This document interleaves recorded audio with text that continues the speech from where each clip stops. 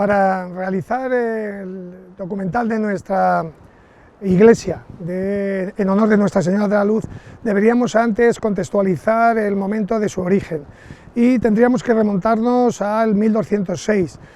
una fecha que, según don Clementino Sani Díaz en su obra premiada sobre esta parroquia, nos dice cómo hay un privilegio de concesión del rey Alfonso VIII a la Orden de Santiago, al hospital de la Orden de Santiago, por el que concede los molinos y la azuda que existen bajo el puente en este caso el puente del Canto, que no deja de ser el puente de San Antón. Volveríamos nuevamente a otra fecha importante. Aún no existe el barrio como tal, que es el 1226, y también la ermita tiene sentido con una virgen, que seguramente la virgen que aparece en ningún momento va a ser la Virgen de la Puente, sino que va a ser la Virgen del Sagrario, aquella virgen que Alfonso VIII trajo en su conquista de la ciudad, en la cual nos dice que Beatriz de Suabia, la primera esposa de Fernando III el Santo, en su visita a Cuenca por una enfermedad que aquí tuvo que padecer, recibió la visita de esta Virgen y sanó. Por lo tanto, la ermita que aquí está ubicada ya está documentada. Tendríamos que volver a otra nueva cita, que es la de 1352, momento en que aparecen los santoneros edificando o creando un hospital, el Hospital de San Antón, un hospital que aparece unido o vinculado o situado al lado de la ermita de la Virgen de la Puente. Este hospital de San Antón va a tener también su propia vocación y su propia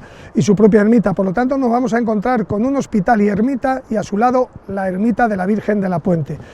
Iríamos también a otra fecha, que es el 1413, cuando aparece un segundo hospital, en este caso es el Hospital de San Jorge, un hospital que surge en la trasera, en los espacios y huertos que hay en la trasera de la actual iglesia de la Virgen de la Luz, Hospital de San Jorge, dedicado al cuidado y atención de las mujeres descarriadas y aprovechando la existencia de dos mancebías y de alguna manera intentando pues, mantener y proteger a estas mujeres. Y ya nos adentraríamos en el siglo XVI, cuando otro hospital en el siglo XV, que es el Hospital de San Lázaro, componen, digamos, de alguna manera la estructura hospitalaria de este primitivo barrio que empieza a crecer con ollerías, con arrieros y con gente dedicada incluso al cultivo del vino. Artesanos, en definitiva, un barrio humilde, pero que a su vez nos va a traer consigo una de las advocaciones más personales que tiene esta ciudad, que es la advocación hasta el siglo XVIII de Nuestra Señora de la Puente y la advocación a la Virgen de la Luz a partir de ese 1763.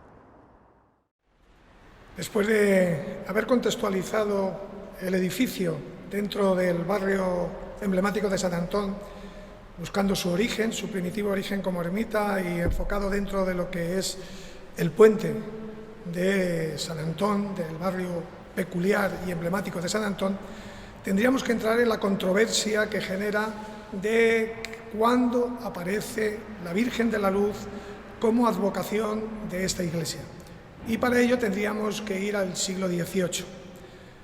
Hasta el siglo XVIII, la Virgen que ocupó la advocación de la ermita ubicada en este barrio era la Virgen de la Puente,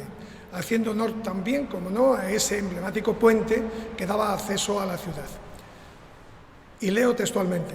en los primeros años del siglo XVIII, el proceso renovador para la ermita iglesia de San Antón, con la controvertida situación de si la ermita era una simple capilla más dentro del complejo hospitalario de San Antón, con autonomía propia o no, sigue sus pasos, ya que hasta 1760 ermita e iglesia fueron espacios colindantes pero autónomos y con entradas principales, independientes, aunque existiera entre ellos un vano de comunicación al que iría destinada precisamente una verja que contratarán para la capilla de Nuestra Señora de la Puente. Se realizó una subasta pública y será el carpintero José Pérez por 800 reales, firmada el 29 de marzo de 1740, quien se la quede tomando como modelo la verja de la capilla del Cristo de la Agonía de la parroquial de Santo Domingo de Silos. En cuanto al lugar y la dependencia, Si nos remitimos a documentos interesados por los propios comendadores, vemos que en el año 1660 Fray Gaspar Gallardo otorga un poder donde aludía a las donaciones de los devotos del Hospital Real del Señor San Antón y de Nuestra Señora de la Puente, que se encuentra dentro de él. El comendador que había encargado la verja citada fue Fray Antonio Pérez de Criales y nos fecha 1749.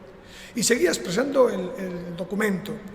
que sirva de adorno de la iglesia y la construcción de la nueva capilla a Nuestra Señora de la Puente, que se venera en dicha real casa. Aquí apreciamos, sin duda, que este comendador quería edificar, o por lo menos en este caso, quería levantar una nueva capilla a la Virgen de la Puente, pues en otro documento donde pide ayuda al ayuntamiento de la ciudad, piensa rematar la obra de la nueva capilla al serle concedidos 1000 reales para ello. Como podemos comprobar, en estos escritos ya aparece citada como Virgen de la Luz, pero para llegar a ese momento tendrá que ser en el 1761, y citan textualmente: con el más profundo sentimiento renueva a su ilustrísima la memoria de esmerada devoción a Nuestra Señora de la Luz, vulgo del Puente, y los fieles progresos que por su remedio ha conseguido esta ciudad en las mayores aflicciones de falta de salud y aguas crecidas, nieves y otras, recordándole a vuecencia la obra de la nueva capilla, que para mayor adorno de Nuestra Señora. Este documento citado por Moya Pinedo ya nos demuestra cómo la advocación de Nuestra Señora de la Luz aparece por primera vez. Sin embargo, el profesor Ibáñez, que ha realizado un estupendo estudio, cita no haber podido encontrar tal documento, en el que hay confusión de fechas. Siguiendo el magnífico trabajo de Barrio Moya, nos lleva a 1761 como fecha o como año en el que se encuentra ya muy avanzada la iglesia de San Antón, la nueva obra de la iglesia de San Antón, siguiendo una carta del comendador del Hospital de San Antonio Abad de Cuenca, Fray José López de Tejada, en la que solicitaba una ayuda de 1000 ducados a censo para poder acabar la obra ya comenzada, sobre todo finalizar su capilla mayor. Para este autor, José Martín de Aldehuela, el turolense que llega a Cuenca, es quien va a realizar ese proyecto al apoyarse en una real orden de Carlos III, por la que autoriza el 12 de marzo de 1764 la construcción de su iglesia. En mayo de 1763, el administrador del Hospital de Santiago, José Ruiz de Alarcón, expresó ante el Consejo de Órdenes el cumplimiento de un mandato afirmando lo que sigue: habiendo llamado a José Martín, maestro que en esa ciudad había fabricado una iglesia de las religiosas de San Pedro Justiniano, otra en la casa de San Antonio Abad, que estaba ya fechada, que era persona de créditos para su ejercicio, a quien el Cabildo de la Santa Iglesia se había pedido planta para la sala capitular y que se hallaba con obra en dicha Santa Iglesia. Documentos citados por Barrio Moya. Tal y como nos describe en su magnífico estudio, cito otra vez al profesor Ibáñez, el tema de fabricar o trazar, esas dos palabras que pueden generar confusión, dentro de la terminología del momento, no es más que lo propio en las maestrías de estos expertos, por lo que Martín de Aldehuela será el encargado de trazar y fabricar la iglesia de San Antón, como lo hizo en la iglesia de las Concepcionistas, sin que ello impida la participación en los edificios de otras personas cualificadas. La investigadora Ana María López de Atalaya expone en su trabajo cómo los arquitectos Agustín López y Pedro Merino habían colaborado en el proyecto de las Concepcionistas. Rosario Camacho, profesora malagueña, nos habla de la intervención de Aldehuela como aparejador en la nueva iglesia de la Concepción franciscana, en la capilla del Rosario de la iglesia de San Pedro y en la conclusión de esta iglesia que estamos de San Antonio Abad. Iniciaría la construcción de la Casa de las Recogidas de Cuenca bajo los diseños del arquitecto Mateo López. Según este último, José Martín de Aldehuela fue el autor del trazado y la primera parte constructiva de esta iglesia de San Antón, a pesar de que él mismo interviniera unos años más tarde, en 1817 y 1818, para reparar los daños producidos por las tropas francesas durante la Guerra de la Independencia, citado por el profesor Pedro Miguel Ibáñez Martínez. Después de esa citada guerra contra los franceses y los destrozos causados en numerosos edificios, entre ellos esta maravillosa iglesia, las autoridades municipales solicitarán al rey Fernando VII en el año 1814 la cesión de la ermita, Esto es un detalle muy importante, hecho que consiguieron en marzo de 1817, intentando con ello evitar la entrada a la misma por los portillos abiertos con el peligro de saquear y robar todo cuanto hubiera de valor. Será el arquitecto Mateo López el encargado de estas obras de rehabilitación. Este arquitecto municipal había sido aparejador en su construcción bajo Martín de Aldehuela, por tanto conocía perfectamente este templo. El 12 de agosto de 1818 el provisor Gonzalo de Villa redactó un escrito para que se pudiera colocar las imágenes compartidas de Nuestra Señora de la Luz y de San Antón. Así figura en el archivo municipal conquense. A mediados del siglo XIX, el arquitecto municipal Manuel Mateo dirigió una obra de reparación de la cubierta de la linterna, aludiendo siempre el nombre de Ermita de San Antonio Abad. La iglesia actual, la que hoy tenemos aquí, tiene unidas en la misma iconografía la Virgen de la Luz y San Antonio Abad, y lo podemos ver en el techo de la cúpula de esta iglesia actualmente, lo que suponían dos advocaciones y dos centros religiosos independientes, después de todo el proceso que hemos ido relatando. Está claro que la advocación que aquí siempre estuvo presente fue la de la Virgen de la Puente,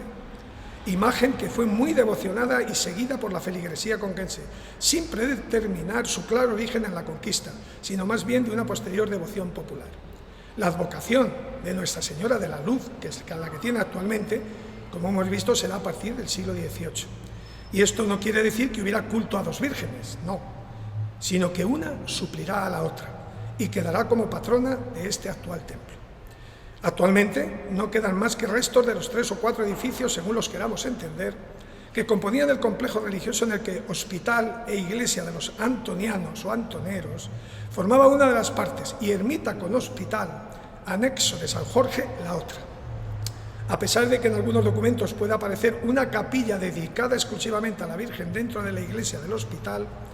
se mantiene la idea clara de que la ermita tuvo su propia entrada y autonomía constructiva, hasta la demolición del conjunto en el citado año 1760, que es el momento en que se edifica la iglesia actual. Todo esto según el magnífico trabajo del profesor Ibáñez Martínez. Después de la ubicación de la iglesia en su contexto urbanístico, pasaríamos a lo que es el valor artístico, su interior artístico. Pero antes tendríamos que hablar de la parte de su fachada. La construcción de la iglesia actual estrechó el paraje con la necesaria reforma del llamado Camino Real de salida hacia Madrid, llevado a cabo por Mateo López durante el último cuarto del siglo XVIII. Los lienzos de la fachada favorecieron la solución del problema con ese trazado rectilíneo y su completa lisura, en palabras del profesor Ibáñez. La fachada principal marca con sillería la base de las torrecillas angulares en el tramo superior del llamado revoco y el resto en un gran plano liso, solo animado por las dos portadas desiguales. La de la izquierda es del siglo XVI y la principal muy recompuesta con arco de medio punto despiazado en sillares almohadillados. La moldura superior se quiebra a manera de alfiz, albergando en su interior el escudo antoniano. Por detrás, antes el huerto y ahora el garaje se escalonan de abajo arriba los volúmenes geométricos del camarín, la capilla mayor, el crucero, la cúpula y la linterna. La fachada norte queda prácticamente oculta por los edificios actuales. En el interior, nave única, con bóveda de cañón y con lunetos, crucero marcado en la planta con cúpula elíptica sobre pechinas dispuesta transversalmente y con linterna y profunda cabecera con el presbiterio, y el camarín de la Virgen de la Luz, antiguamente compartido con San Antón. Arte y música, que sería la Semana de Música Religiosa, la Semana Internacional de Música Religiosa de Cuenca, y Arte y Pasión, que sería la Semana Santa, con todas las importantes figuras que componen los pasos de Semana Santa de diferentes cofradías. En base a los datos del inventario de don Pedro de Castillo y Ayala, fechado en 1780, y el actual libro del profesor Pedro Miguel Ibáñez, editado en el 2011, dividiremos el recorrido interior en 3 partes. Primero, la capilla mayor con el camarín, el crucero y la nave. Es una bóveda sobre 4 columnas de yeso estucado de verde con basas y capiteles de basa dorada y 2 grandes medallones de yeso imitando mármol blanco. y los relieves, uno en el lado del Evangelio, es decir, a mi izquierda, que representa la Anunciación, y el de la Epístola a mi derecha, con la Visitación. Tras el altar mayor se eleva lo que llaman Capilla de la Virgen de la Luz, que no es más que un retablo camarín de madera policromada. Alberga a la Virgen con detalle de vestimentas y adornos, dos tallas primorosas en el lado del Evangelio, San Julián, y a la izquierda San Nicolás de Nepomuceno.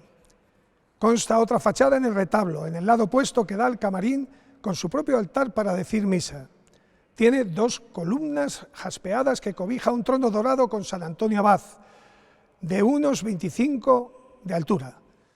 Ángeles o serafines, por partes doradas, paredes estucadas, talladas y pintadas con diversos colores. Todo esto es lo que decía la memoria del siglo XVIII. Actualmente la desaparición del retablo baldaquino bifronte de la Virgen de la Luz y San Antón, con un retablo posterior a la Guerra Civil en el que sin policromía, ni el altar, ni el sagrario, ni las mesas. En la capilla mayor ha habido cambios en la policromía, pasando aquel color verde a un color ocre y manteniendo los capiteles dorados. El techo del camarín ha perdido el primitivo color y ahora es una pintura tosca y de pésima factura. Mediocres pinturas alegóricas sustituyen en este caso a las antiguas cornucopias y se mantienen los serafines estucados y los 4 ángeles de estuco en los ángulos. Hay unos murales nuevos en las paredes del camarín glorificando, o la glorificación en este caso de San José, la Natividad, San Antonio Abad y la Epifanía. Segunda parte, el crucero coronado por la cúpula elíptica. Con la nueva remodelación cambia y mucho el inventario del siglo XVIII. Ahora, lo que tenemos nosotros delante es la desaparición de la imaginería y el mobiliario de la parte baja, manteniendo a duras penas la decoración de la parte más elevada. Se han perdido los antiguos retablos del crucero. El de San Pedro ha sido sustituido por el que alberga con carpintería reciente el Jesús Nazareno del Puente, obra de José Capuz, uno de nuestros pasos. Y el de San Pablo, a la derecha, ha sido reemplazado por otro retablo nuevo con la imagen de la Virgen de la Soledad del Puente, otro paso de nuestra Semana Santa. El antiguo nicho que mantenía el llamado Niño de Nápoles, ahora lo ocupa el Ecce Homo de San Andrés, realizado también por Marco Pérez. Ya no está la Virgen de la Concepción, y tampoco los antiguos confesionarios con sus nichos respectivos, y en su lugar están las imágenes modernas de San Julián, San Ramón Neonato y San Antonio de Padua. A media altura se conserva media docena de las pinturas del siglo XVIII, habiendo desaparecido la pintura de San Juan Bautista, que ocupaba la jamba izquierda del arco toral, y en su lugar un San Julián arrodillado ante la aparición de la Virgen realizada a mediados del siglo XX por el profesor conquense Emilio Saiz. Se mantienen las pinturas de las cúpulas y la linterna, algunas deterioradas, que no se saben de cuándo son, con las virtudes en los 8 lunetos que permiten abrir esas ventanas en el caso de la cúpula. Y nos queda la última y definitiva tercera parte, la nave. De los 4 altares del siglo XVIII ya no hay ninguno, ni los 2 grandes lienzos con ese tema mariano que colgaba en el coro y en el pórtico entre las columnas de la entrada. Han desaparecido los retablos que ocupaban los 4 de esos 6 nichos existentes, albergando diversas imágenes modernas, entre ellas algunas de la Archicofradía de Paz y Caridad, que acoge, como saben, a 7 cofradías, además de las de San Antón y San Roque de Fausto Culebras, en el nuevo, o en el muro en este caso, del Evangelio. Desde el crucero a los pies, el último, en el nicho inmediato al púlpito, Jesús con la caña en el central y Jesús amarrado a la columna en el restante. En el otro muro de la epístola, el Cristo de la Misericordia de Marco Pérez, Jesús orando en el huerto de Cullaut Valera, en el nicho grande del centro, y San Antonio Abad, patrón de esta iglesia, en la hornacina hacia la puerta de entrada al templo. Esta última imagen sustituyó la de Fausto Culebras, que sorprendentemente fue trasladada al Museo de Cuenca. Una gran pintura en el centro de la bóveda nos cubre en este momento y está en relieve y representa la gloria de la Virgen de la Luz y de San Antonio Abad, que son las 2 advocaciones de esta maravillosa iglesia. La vidriera parece ser original como alguna otra que hay en la cúpula, aunque se ven con cierta dificultad. En el muro ante este de la iglesia, ante la altura del coro, 2 ángeles en relieve realizados en estuco, sostienen el escudo de la Orden Antoniana, donde queda registrada la fecha que hemos citado anteriormente de 1764. En ese pórtico cerrado, entre las cancelas o los canceles de las puertas que configuraban las dos columnas del color verde y que describía el inventario de 1780, donde colgaba un cuadro perdido de la Virgen de las Mercedes, un retablo nuevo ahora sirve de marco a la Virgen de las Angustias, labrada por Marco Pérez, y que tenemos en esta parte trasera de nuestra nave principal. Con esto damos por finalizado lo que supone arte y música en esa Semana Internacional de Música de Cuenca, y arte y pasión con nuestra Semana Santa conquense. Muchas gracias. Por último, quisiera agradecer, como no, a la Concejalía de Cultura, en este caso, a la Universidad de Castilla-La Mancha por cubrir estas virtuales conferencias, y, como no, al párroco don Ángel de la Iglesia de la Virgen de la Luz. Muchas gracias.